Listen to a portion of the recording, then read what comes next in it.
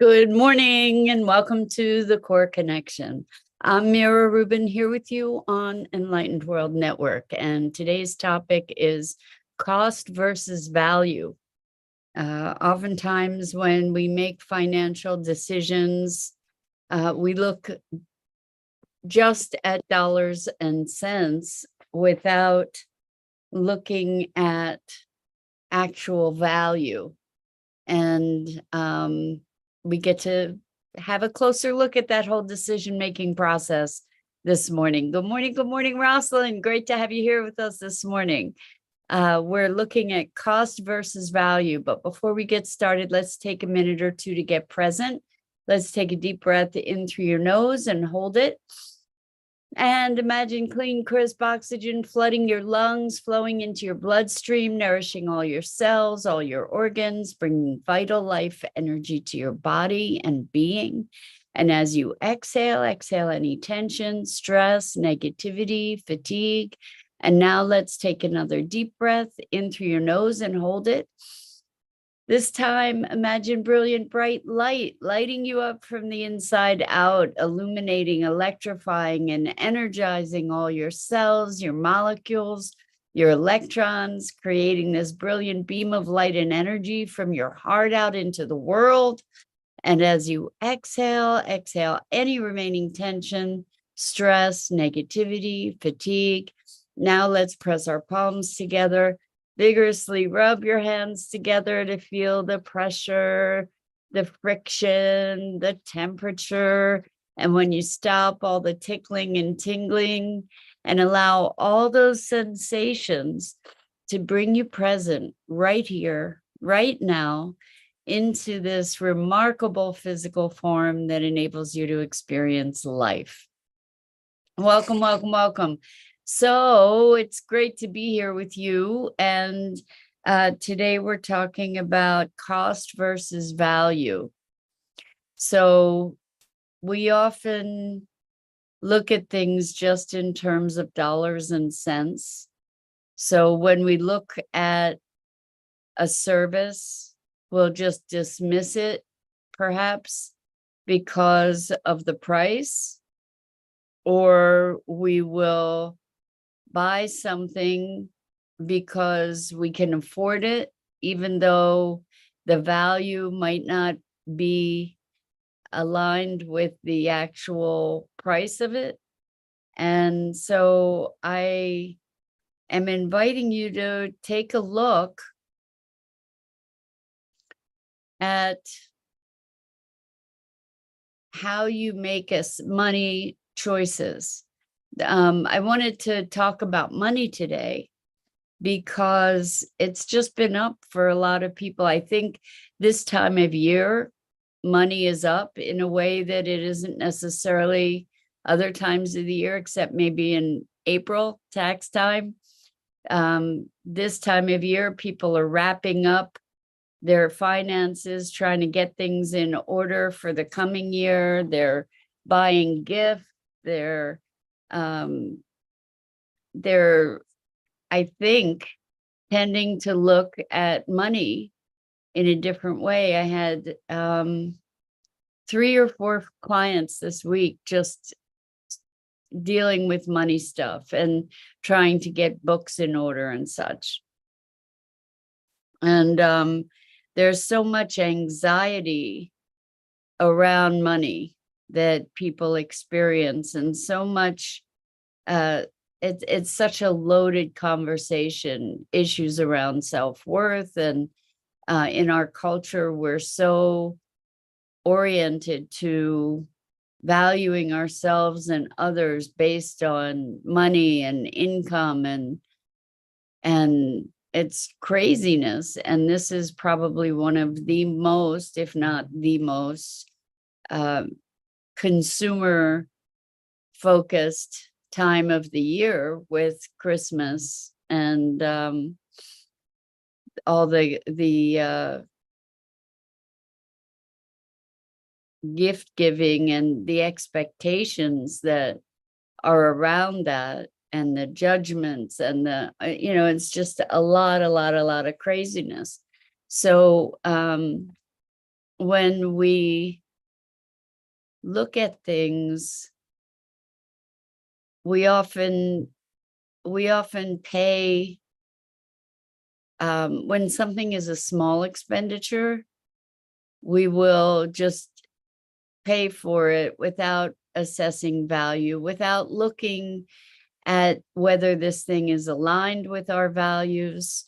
I guess this is true on all kinds of levels. So one of the things that's bringing this up also for me is it's a time when I'm opening up enrollment for my coaching program. So it's interesting that regardless of where somebody is in their financial life, for the most part, I think there's been maybe one or two clients out of the many, many, many that I have had who didn't have a money conversation come up when we talked about the fee. And it didn't matter what the fee was. Whatever the fee was, the people would say, well, I have to see if I can afford it. And I get that. I totally get that. And the thing is, when we look to see if we can afford something, how are we evaluating that? If you have an opportunity that means that you're going to have to pinch here or there or realign some expenses, but it's going to be absolutely life altering, the question that I come up with is, how can you afford not to? You know, when you have this opportunity to be healing aspects of your life that are going to bubble out into your family, your business, your sense of self and self-worth and being, how can you afford not to take advantage of that? And I'm not just talking about my service, but it's just an example. You know, there are things in life where we're faced with those kinds of options. So there was another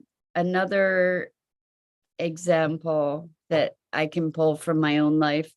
I told you I'm doing this painting with wax. And it, you know, when you melt stuff, there are some fumes and you want not to have to breathe that. And so it was an expense to get a fan to be able to get rid of those fumes. And really what it came down to is, if I was going to do this, how could I afford not to absorb that expense? It was more money than I wanted to spend. But if I were going to do this, is my health worth more than that expense? You know, so the value that it was creating for me was health and being able to do this thing in a way that took care of me, or risk my health because I didn't want to spend the money. It's not that I didn't have it or that I couldn't figure out how to afford it. It's that I didn't want to spend that money. But the value was greater, truly, and in alignment with my own values, was more important than the money in the account, staying in the account. An example, and I'm not advocating for frivolous spending. I've been there, believe me. But I'm talking about our relationship with money as something that is there to serve us in our higher values, ultimately. Oh, I mean, in its ideal form, right? Obviously, the basis, and Rosalind says, conversely, if it's free, one doesn't feel as invested. And that's often the case. That's often the case. If something's free, we don't think it has value. How crazy is that, right? And if we have to work for it, then maybe we value it more. It's so interesting, all these dynamics. I've been talking with clients about money, and actually have had some work time that we've scheduled where we get together and everybody works on their own finances. And I see that there's a lot of demand for that because we're so avoidant when it comes to money and finance, and there's so much packed in around all of that shame and embarrassment and self-loathing and self-judgment and all kinds of craziness, so much avoidance and fear and anxiety. It's just crazy that we allow money to rule our lives in the way that we do. And the fact is, it's just a construct. It's something that we've created, and now it rules us. And people do awful things in the name of money. You know, people kill people in the name of money and subjugate people, enslave people, torture people, do horrible things, destroy the planet in the name of money. And so I had recommended the book The Soul of Money by Lynn Twist to one of my clients, and they said that they wanted to be able to move through that book together. So I started reading it again last night, and it just brought to the fore all these dynamics around money that we just buy into, literally and figuratively, that we buy into without conscious awareness, without consciously choosing. And by the way, if y'all are wanting to participate in this conversation, please go to the Enlightened World Network Facebook page or YouTube channel. You can put comments in on those pages, and I will be able to see your comments. And when I see them, I will respond to them, and we can be engaged together in conversation. So I just find this whole thing about money so fascinating. And we attach our self-worth to it. We attach the worth of others to it. You know, we create identities around it, like a minimum wage earner, a millionaire, a billionaire. And we think that financial status or financial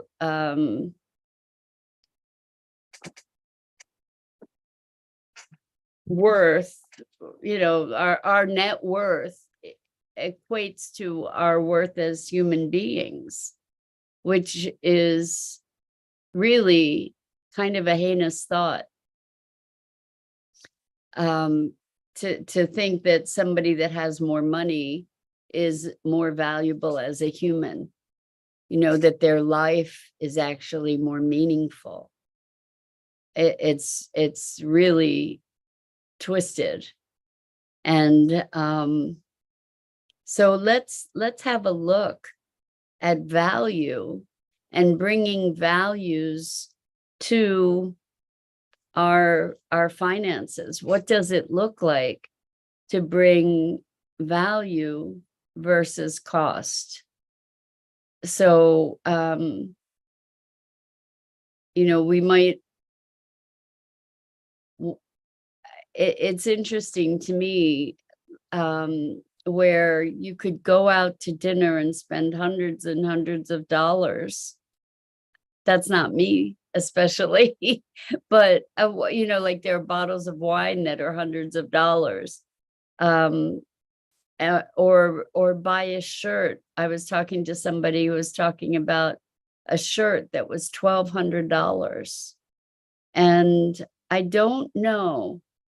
I find it hard to imagine that I would ever be in a place in my life, no matter how much money I had, that I would go to spend $1,200 on a shirt, because I personally could see that $1,200 could plant who knows how many trees, or could help so many people in a village, or could feed so many people, or make such a difference. And a shirt, I can't even fathom it. I can't fathom it. I can't fathom the value, like where, I guess I'm not a designer clothing person. So like that is again a construct that many of us just buy into without really thinking so much. Like, here, this thing, because it's a designer piece of clothing, or a bag, or shoes, or because it has a designer name, that somehow it has greater value. It's an arbitrary value. In terms of functionality, how is it more functional? It's a symbol of status, right? It's a symbol, an advertisement saying, I have money. And it's something that is identifying me as one of these high worth individuals, meaning I have a bunch of money. And so what does that mean? Does that mean I have greater moral character? Does that mean I'm a greater contribution to society? What does it mean that I have more money? And I think that these are really important questions for us to be looking at. So Rosalind says, from the perspective of what would someone pay, is that what some companies base their charge or cost? I know that there are all kinds of companies that do studies to look at what an optimal price point is. It's ironic and fascinating, and also twisted, to know that when you charge more for something, most people tend to think it's worth more. Like a designer piece of clothing, people tend to think it's worth more because it's more expensive. And if it's not very expensive, then we don't treat it as well. Instead of thinking, wow, I got such a great value in this. It's fascinating to me how some people will not have something that's used. They want everything that they buy to be new. These are cultivated values. These are values that we have been conditioned to and trained into, to be good little consumers. Truly. Rosalind says, in medication, I asked the pharmacist for the generic label. It was a big difference, and without health insurance, it's crazy high, 100%. So the thing is that the generic pharmaceuticals, they're not always identical, and there are times when a name brand actually performs better, but usually the generic can perform just as well. It doesn't have the labeling fee. Lots of these companies that are putting things out white label them for other companies. So for instance, I just bought some reflexology tape because I had an injury, which, by the way, this reflexology tape is kind of miracle stuff for pulled muscles and whatnot. Anyway, There was the name brand, and then there was the CVS brand. It's the same thing. It's just labeled. It's just white labeled for CVS. So it was a lesser price. Do I need to pay the price or buy the one that is the name brand? Why? Again, we can look at this sort of thing as status. And it's interesting, the whole notion of status, when we look at value, when we look at cost, what are we buying? We're buying a name. Why? Status. What is that all about? Good morning, Jenny. Welcome. Great to have you here with us this morning. We're talking about value versus cost. And how we have this very skewed notion of value. Like there's status in having a designer label. Now it's interesting. I like to go shopping at thrift stores because I find more variety, I find unusual things, and I also find what I consider good value.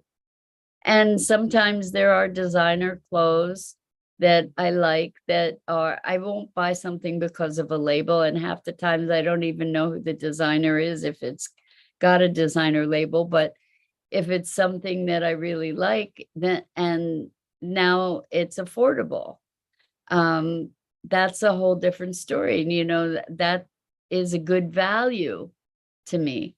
So I wonder how things might be different if we made our purchases based on value rather than cost.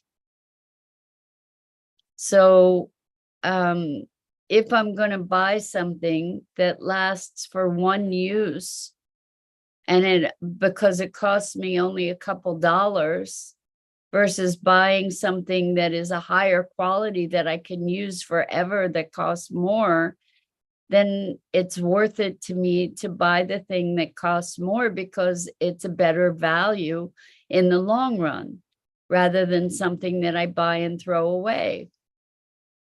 So Jenny says, my sister's addicted to thrift store shopping.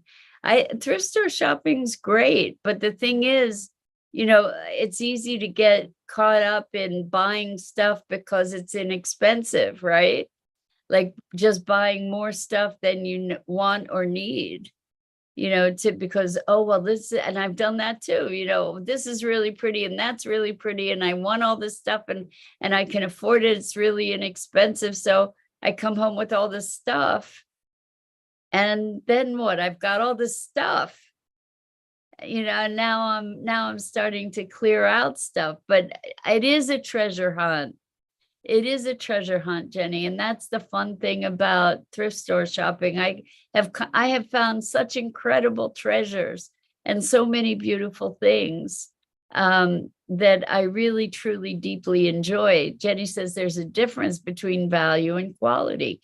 Exactly. Well, to me, quality is part of assessing value, right? If something is a good value, it's also typically a good quality, or it fulfills a purpose. So sometimes it's a better value to buy something more expensive than something that is garbage, that isn't going to last, that is inexpensive.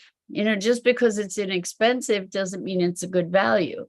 Just because it's expensive doesn't mean it's a good value. So it's interesting. I wonder what would be different if we drove our decision-making based more on values than just on dollars and cents, is what I'm saying. So Jenny says, find a treasure that wasn't useful or valuable to another. What do they say? One person's trash is another person's treasure, for sure. And I love beautiful things. So I have experienced that the thrift store is a wonderful treasure hunt. And I just get such delight in that, to find something beautiful that is a really good value, and that is something that I can just really enjoy. So Rosalind says, yes. Rosalind says, I joined a buy and sell nothing group. People can gift stuff, ask or get. I've looked at those groups online. That's very cool. I haven't gotten engaged with them yet, but I love that. That's awesome. So Jenny says, yeah, an example between a Toyota and a Hyundai. Hyundai used to be just cheap. But their value has increased quite a lot. So in terms of value, I don't know how they compare anymore. That I really don't know. But are we buying based on status? Are we buying based on value? So Jenny says Hyundai's still cheap. And when I say cheap, I mean poor quality, but I think Hyundai's quality has improved dramatically from what I understand, but I don't know if that's true. Anyway, it's very fascinating to me that when we evaluate things and the way that we're going to spend our money, do we spend for status? And that, you know what? You might be in a place in the world where that status is worth it for you. The status provides value. That's not my orientation, and I'm not the one to be, I'm not dictating things to people, but it just seems to me that our values, when it comes to money, when it comes to the things we buy and the things that we put our energy to, that we're really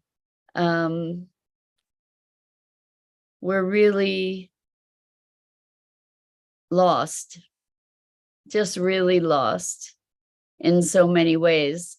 Rosalind says, Hyundai is still great. Their warranty can't be beat, and they stand behind it, and quality has increased. That was my understanding too, Rosalind. So, that looks like a great value to me. When you can have good quality and a reasonable price and good service, all of that is part of value in my book. What can I say?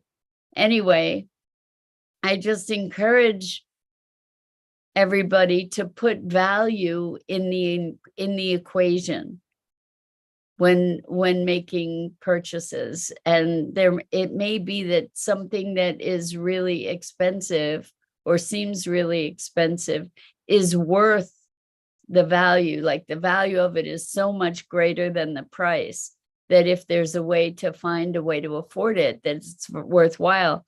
So Rosalind says, I know someone who just got one. It's a hybrid, gets 40 miles a gallon. That's awesome. Jenny said, no, I didn't like my Hyundai rental that was stolen. Well, so we've been talking about Hyundais. I've got a boogie. So I just want to say, I love you. I appreciate you. I'm Mira Rubin. This is the Core Connection. I go live here each weekday morning at 9 a.m. Eastern on the Enlightened World Network Facebook page and YouTube channel. Please check out the other awesome, did I say at 9 a.m. Eastern? I think I did.